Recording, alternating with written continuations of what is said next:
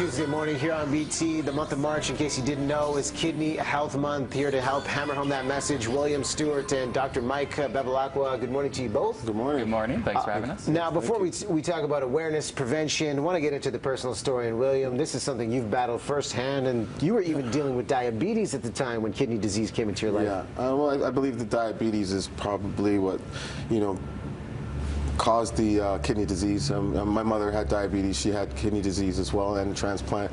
And part of me having kidney disease, and the cause of with having the diabetes, I wasn't taking care of it. I'll be honest and keep it real. And that is the outcome when you don't take care of your diabetes. The possibility of getting kidney disease is very, very huge. When did you realize something was off? When I had cankles, I had a lot of swelling in my ankles. Yeah. And I was like, why do my jeans don't fit no more? Am I in my period? Just feel like bloated, and I'm playing. Well, at least you can smile about it now because you've had the treatment and things have changed. You had a kidney transplant. Yes, in July 12th.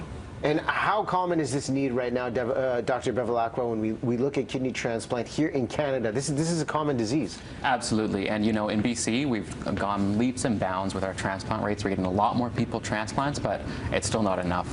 We have many more people on the wait list who need a kidney transplant than we have kidneys available or transplants that we do. So although we're making up ground, still a big need, What do you find common causes for kidney disease? Yeah, so in Canada, most of our kidney disease comes from chronic diseases, just like William said, like diabetes, high blood pressure, those being the most common causes of kidney disease.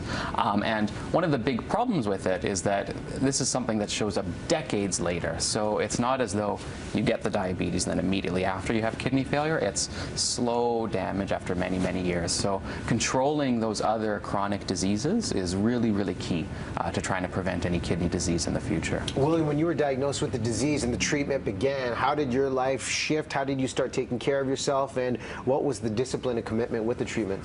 Well, I mean, your diet, immediately you have to change. You're on medications. Your lifestyle changes because I was at work when I work in film.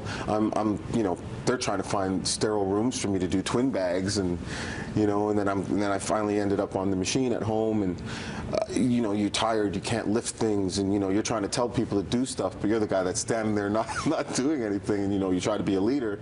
And I think the most important change and the things that helped me along the way was family.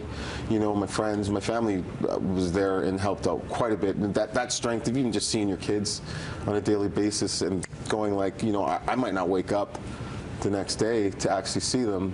And I'm a good-spirited person. I like to have fun, and I try to stay optimistic. And I just told myself I'm gonna beat this. And even after the transplant, how hard do you have to work now to look after your health? Well, twice as hard. You can't eat the double McChicken on a Big Mac bun anymore with lettuce, tomatoes, add bacon. But once a month, you can have that. But I know it is important to really watch the salts in your intake and really pay attention and listen to the doctors. The doctors at St. Paul's Hospital has been great. Just educating yourself.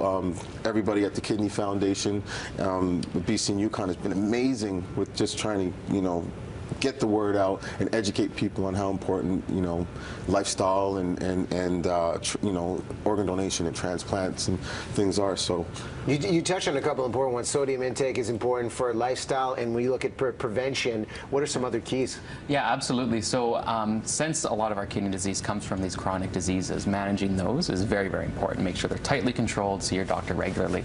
And then other than that, it's a lot of general good lifestyle things. Stopping smoking if you're a smoker, a good, healthy, well-rounded diet. Salt, as you know, we're always talking about salt. Us kidney specialists love to talk about salt.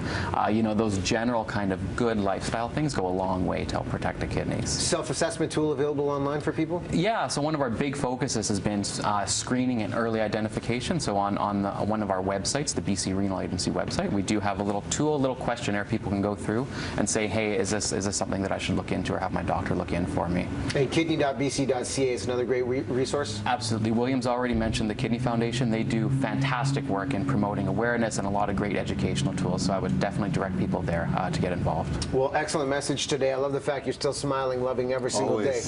Always. It's a gift. Great to meet you both. Thank you very much. William, thank you. Doctor, thanks for coming in. Thank you. Fill out your donor cards. Boom. Yes, yes, absolutely. Spoken. Telling you that story. We're going to take a break right